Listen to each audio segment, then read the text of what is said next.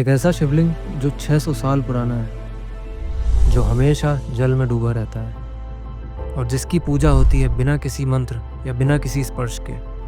ये है हम्पी का बड़विलिंग मंदिर, जहाँ भक्ति बोलती नहीं बहती है। हम्पी के प्रसिद्ध लक्ष्मी नरसिंह प्रतिमा के पास छुपा है एक छोटा सा लेकिन अत्यंत पवित्र स्थान, बड़विलिंग मंदिर। लगभग 600 साल पहले विजयनगर साम्राज्य के समय में यह विशाल शिवलिंग एक ही काले पत्थर से तराशा गया था और इस शिवलिंग की नक्काशी में 3 रेखाएं बनाई गई हैं, जो भगवान शिव की 3 आंखों को दर्शाता है।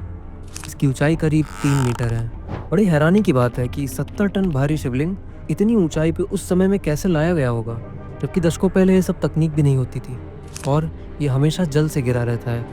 ना कोई आरती, ना कोई पूजा, फिर भी ये शिवलिंग हर पल अभिषेक से स्नान करता है। ऐसा माना जाता है कि जल एक प्राकृतिक जलधारा से आता है यहाँ, जैसे खुद प्रकृति ही भोलेनाथ को अर्पण कर रही हो।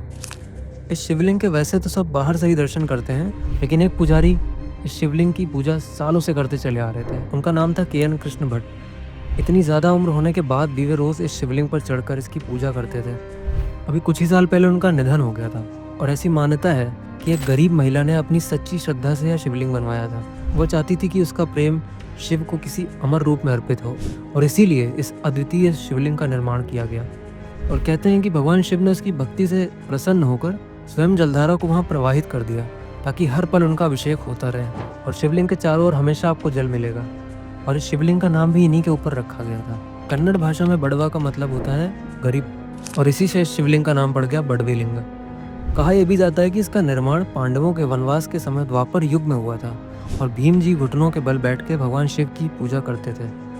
अगर आप कभी हम्पी जाएं तो बड़विलिंग मंदिर में प्रवेश करें और उस मौन को सुने जहां शिव खुद जल में प्रकट है।